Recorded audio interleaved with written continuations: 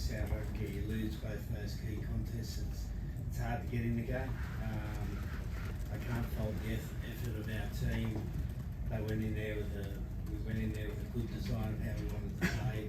When you lose those two key contests, it's just hard to turn the game around. It's hard to find a way into the game. You've talked a lot about building for the future, about looking ahead to next year's World Cup, but I know you won't be happy with 1 from 4 this autumn. What do you make of where this England team is at? Well, obviously on results, obviously on results we're not happy, but I feel like we're building a really good base to have a really good go at the World Cup. Really good base. Yeah, a number of young players got some great experience today. They'll come back better players from that. We've got other players coming back to form, some of our more senior players, and we're not far away. What's next, I suppose, is my question, because it feels maybe unclear if, as a viewer, as a fan, what the kind of mark of this team is, and I wonder what is it that you feel you need to do between now and Six Nations? Well, we need to develop consistency. You know, Test match rugby is all about consistency. It's being consistent in your basics. You know, win the aerial contest when you play against South Africa. When you play against New Zealand, you've got to win the ruck contest. And we just weren't consistent enough in those, in particularly aerial contests, and weren't consistent enough in the set piece contest today. Put ourselves in a good position. So we've got to keep working hard. Anyone else? How do you find consistency? Why don't you have consistency? Because it's difficult, mate, when you play against good teams. Yeah, sometimes they take away the things you want to do, and South Africa were good at taking away the things we wanted to do. We've been really fantastic in the air up until today, and for some reason we weren't. And sometimes that can be a system problem in your team, and sometimes it can be just individuals having days off.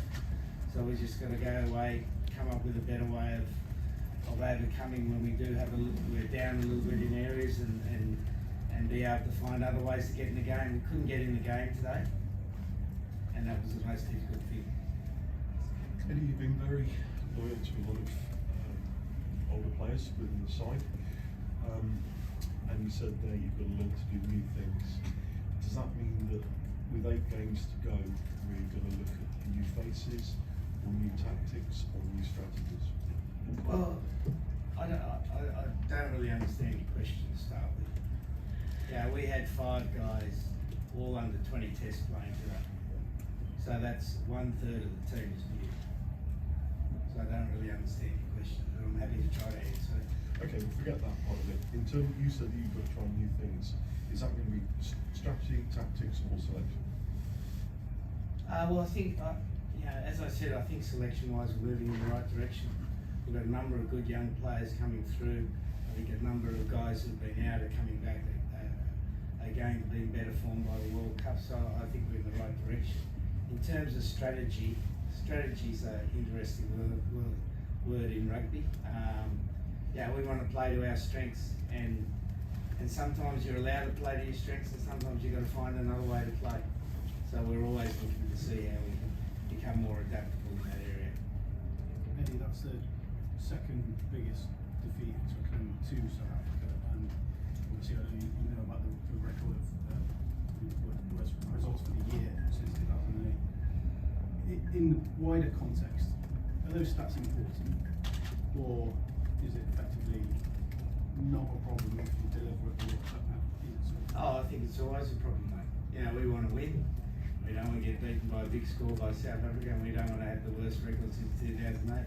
So it's a problem. I accept full responsibility for that. So that's all I can say, mate. You're so experienced as a coach, and you know that you've sort of experienced almost every situation against. Have you been in this kind of situation before? Did you know that you sort of quite calm about knowing what to do next, about how to take that forward? Yeah, I think it's a bit of a watershed game for us guys. Yeah, I think we came into this game with high expectations of how we wanted to play on the back of New Zealand and Japan. And you know, if you look at the first 3 games, we've dominated territory possession. And this game, South Africa were a bit too tough for us in the air, a bit too tough for us at the set piece. So we know exactly where we've got to improve. I mean, is sort of physicality the way to do it, or do you, is it meeting fire with fire, or do you just sort of think about something? Well, there's only one way you can ensure you don't have 4 scrum penalties, and that's a scrum better, which is a combination of physical strength, technique, mentality. There's not one key area, and we've got to work on all of those 3. How do you ensure you don't have things like penalties being reversed on the opposition 22 by experienced lines of players? I don't know whether you can, mate. I really don't know whether there's an answer to that question, mate. Eddie, you said you needed to see some improvements at the scrum and in the aerial contest. Obviously, we as well as you knew that that's what South Africa were going to bring today, as they always do. Are those improvements possible with knowing what you knew was coming and you still didn't manage to prepare for it? Yeah, no, 100%, mate. Like, we've been fantastic in the air, but we had an off day today. Sometimes that can happen.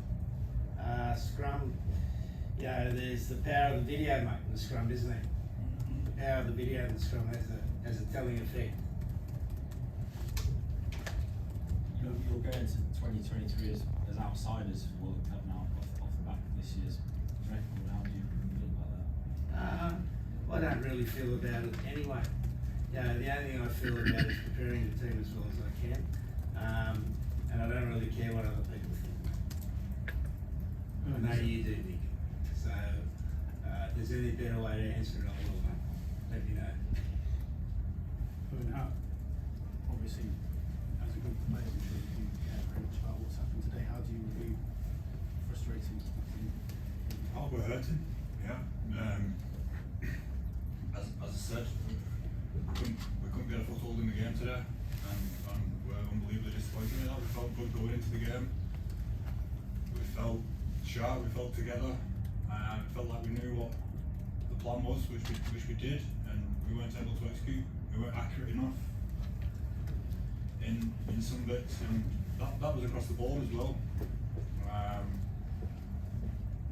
Obviously, I played a role in that with the 2 missed easy kicks early on, and yeah, we're hurting, but we want to make sure that all the work that we put in over this last 5 weeks is not for nothing, and that this makes us better as a group, and we've got an opportunity to do that. And because this is obviously the last game of this run now, does that kind of leave that frustration to linger until you get the chance to get in the field in the leadership? Yeah, well, we obviously go away and concentrate on our clubs, but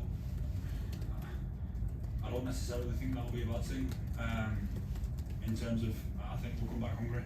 I think we'll come back ready to get stuck in to the Six Nations. So, as I said, we want to make sure that all the work that we put in over the last 5 weeks is not for nothing. And you know, as I said, we're hurting, so we've got to use that in the right way.